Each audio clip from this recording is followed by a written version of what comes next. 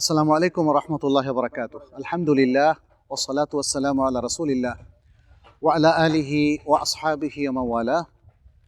আমাদের প্রিয় শিক্ষার্থীদের জন্য ছোট্ট একটা নাসিহা করতে চাই।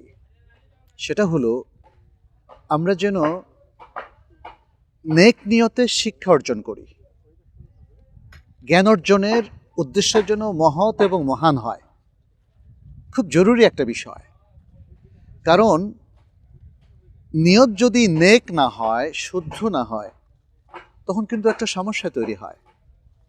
নিয়ত অশুদ্ধ হওয়ার কি কোনো এক্সাম্পল আছে? উত্তর হচ্ছে হ্যাঁ, আছে।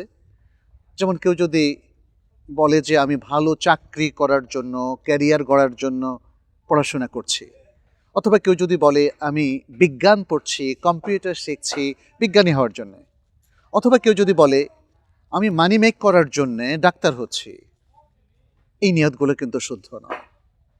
প্রিয় শিক্ষার্থীবৃন্দ, নিয়তকে শুদ্ধ করার পদ্ধতি হচ্ছে আমি আল্লাহ সন্তুষ্টি অর্জন করার জন্যে এবং আলোকিত মানুষ হওয়ার জন্যে আমি জ্ঞান অর্জন করছি, ভালো মানুষ হওয়ার জন্য জ্ঞান অর্জন করছি।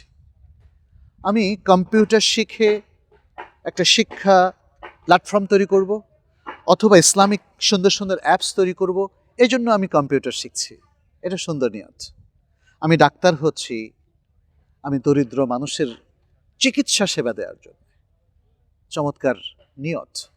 এবং ঠিক কেউ যদি মনে করেন যে তিনি শিক্ষক হবেন, তাহলে বলবেন যে আমি শিক্ষক হচ্ছি যাতে আমাদের শিক্ষার্থীদেরকে ভালো মানুষ, মুসলিম উম্মার সম্পদ হিসাবে গড়ে তুলতে পারি এবং তাদেরকে দাওয়া দিয়ে, তাদেরকে দ্বীনের প্রতি আহ্বান জানিয়ে তাদেরকে সমৃদ্ধ করতে পারি।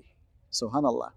নিয়ত যদি এভাবে নেক করে ফেলা যায়, তাহলে আমাদের শিক্ষা অর্জন, আমাদের জ্ঞান শেখার প্রতিটা মুহূর্ত হয়ে উঠতে পারে ইবাদতের মুহূর্ত।